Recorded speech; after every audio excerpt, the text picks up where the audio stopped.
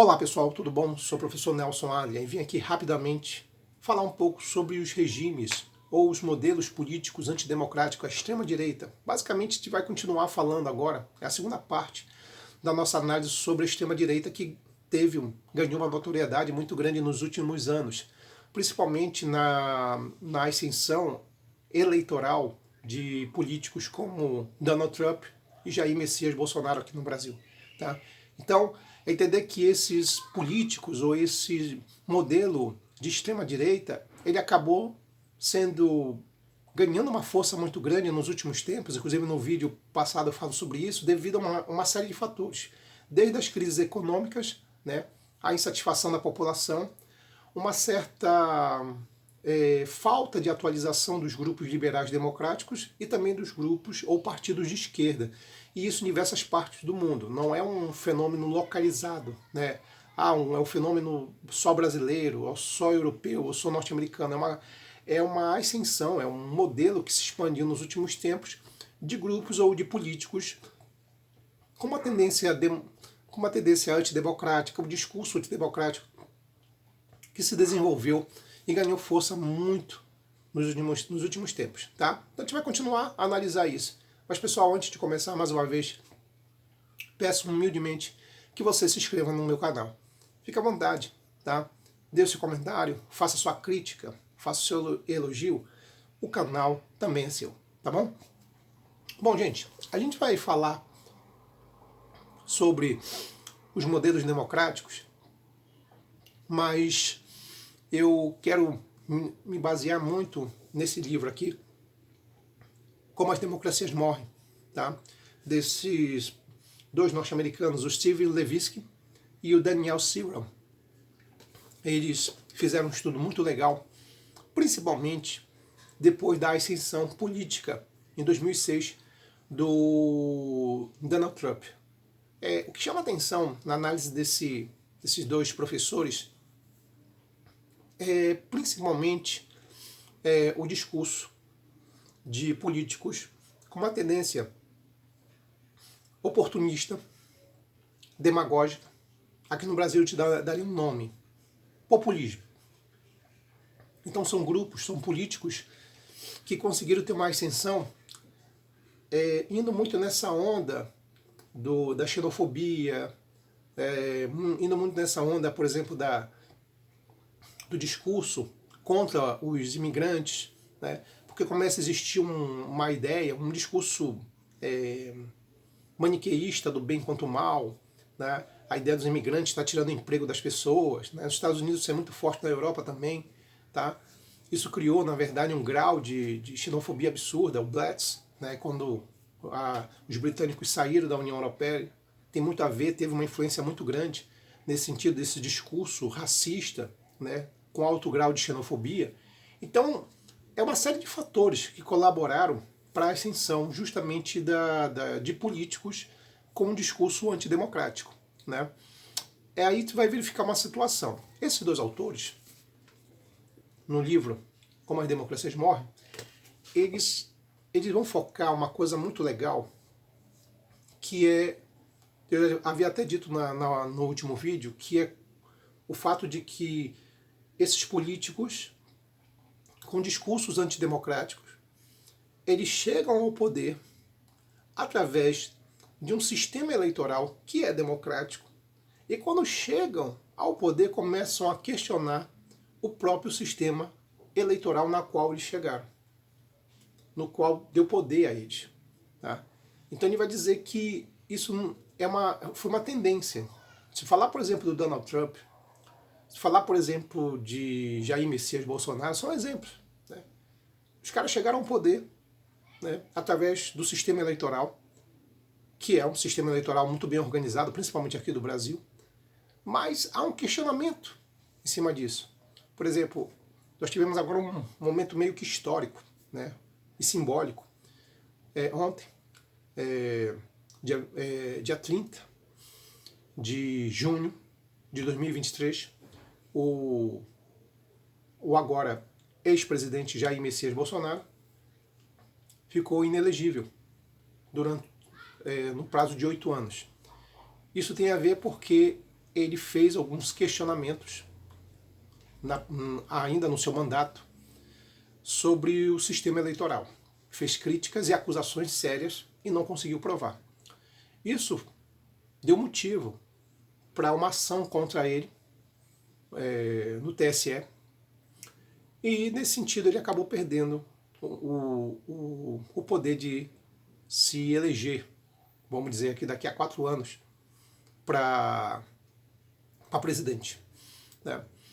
E essa punição tem muito a ver com justamente o fato dele fazer um questionamento, dele fazer uma acusação de que o sistema eleitoral ele não tem uma lisura, ele não tem um modelo de racionalidade, ou ele é parcial demais. Tudo bem, ele tem o direito de fazer esse questionamento, tá? Mas ele precisa provar. Se ele está fazendo uma acusação, ele tem que provar. E ele não fez. Ele não conseguiu fazer isso.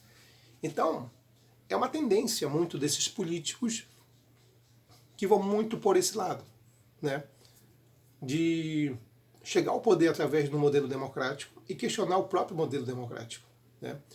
Esses dois autores, né, no livro Como as Democracias Morrem, eles fazem uma análise também muito curiosa nos chamados outside. Para dizer assim, Nelson, o que é um outside? Outside, gente, é alguém. A gente pode chamar assim, é um estranho. É um indivíduo que não é daquela área. Ele vai para uma área, ele vai para um campo, sendo um forasteiro, sendo um estranho, ele não é daquela área, tá? E ele vai, esses dois autores, né, no livro Como as Democracias Morrem, eles falam que a boa parte desses políticos de uma tendência antidemocrática, eles são outsides, na sua maioria. Porque são indivíduos que eles não são, por exemplo, da área política. Muitos chegaram ali por uma questão, sabe, meio que de um oportunismo. Por exemplo, Donald Trump é um outsider. Por quê? Porque ele não é do campo político. O cara é um empresário, um bilionário, né, polêmico, que percebeu a oportunidade de usar o discurso antidemocrático para chegar ao poder. É o maior cargo político dos Estados Unidos.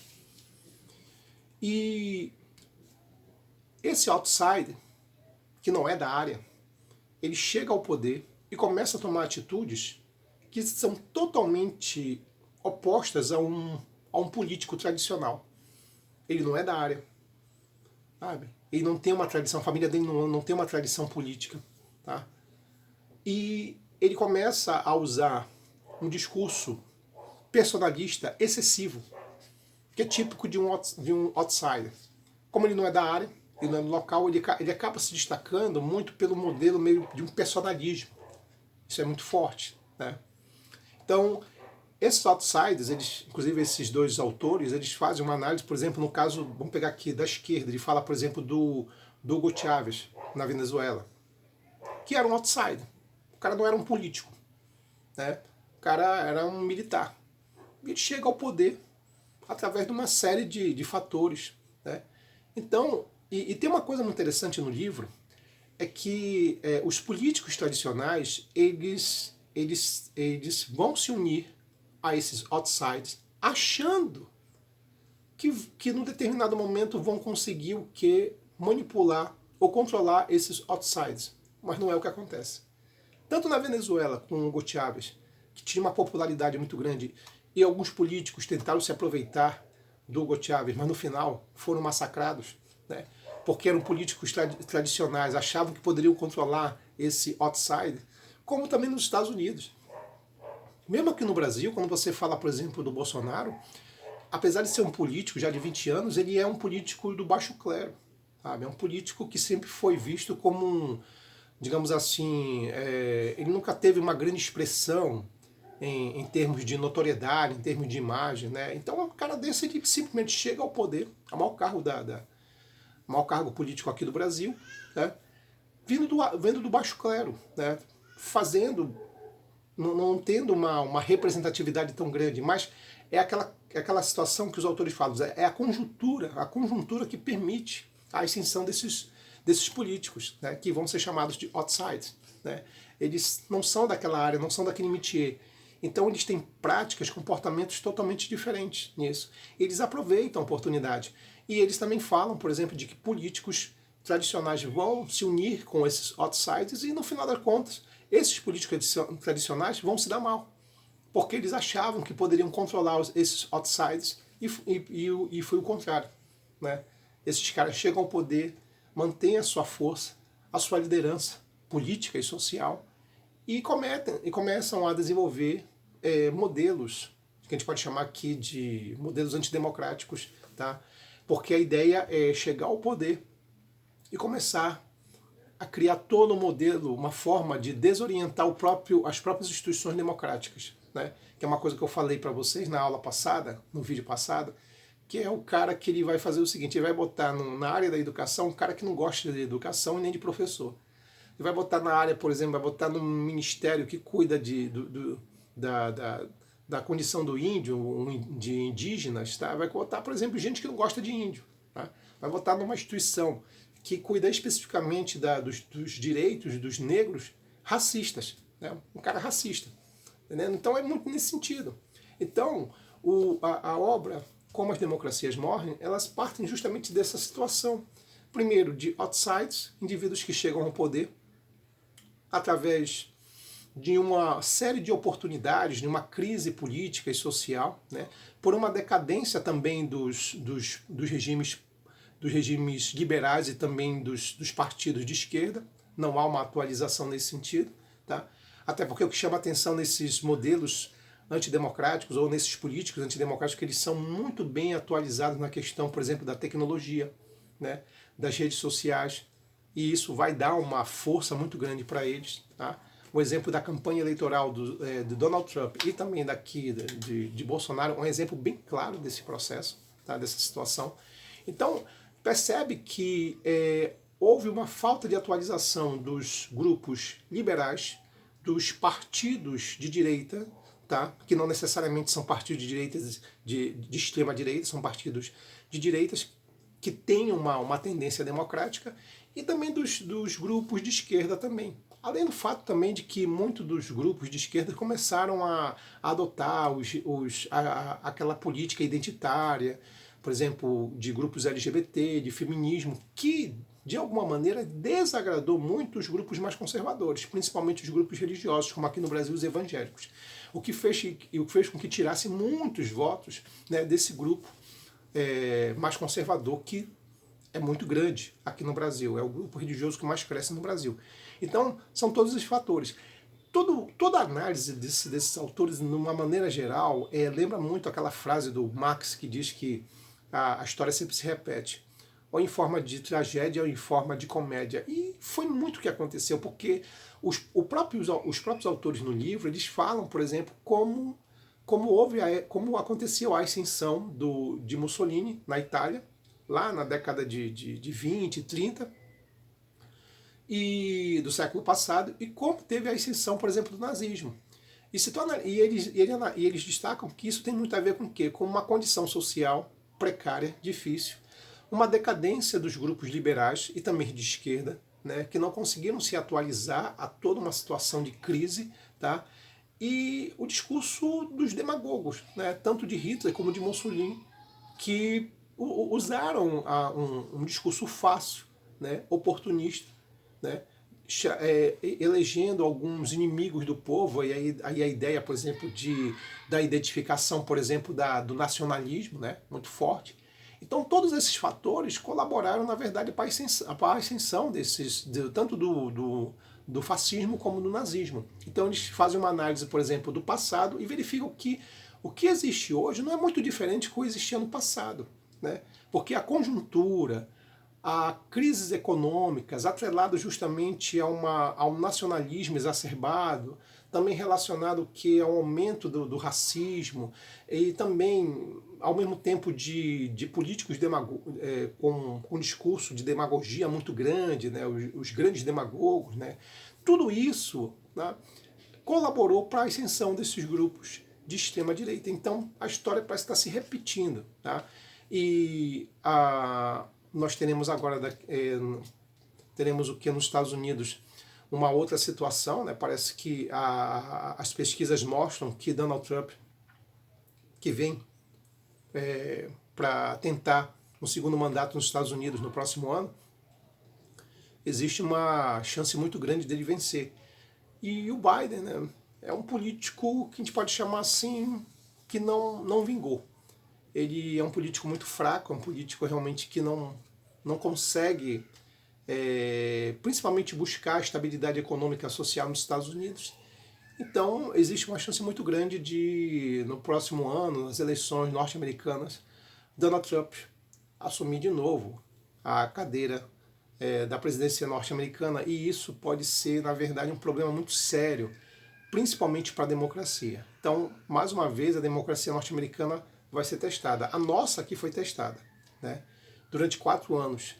E, felizmente, conseguimos sair desse período complicado, difícil, porque a grande questão aqui, gente, eu volto a dizer, não é você ser contra, a favor de partido A ou B, ou de político A ou B. O que é muito complicado é quando você vê, por exemplo, um político usando discursos antidemocráticos numa sociedade democrática, né, atacando minorias, quando na verdade a ideia é de que todos devem ter os mesmos direitos, tá?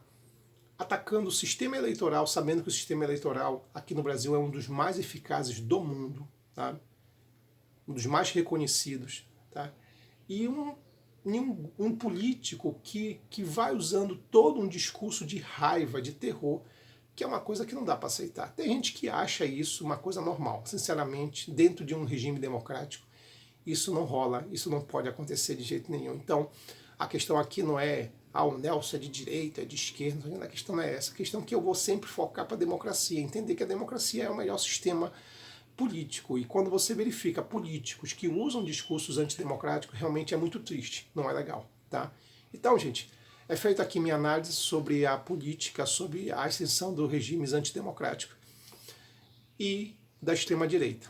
Vamos ver o que vai acontecendo aqui nos próximos anos, né? Verificar se isso é só um modismo, é um período que vai passar, ou se ele tende a se manter.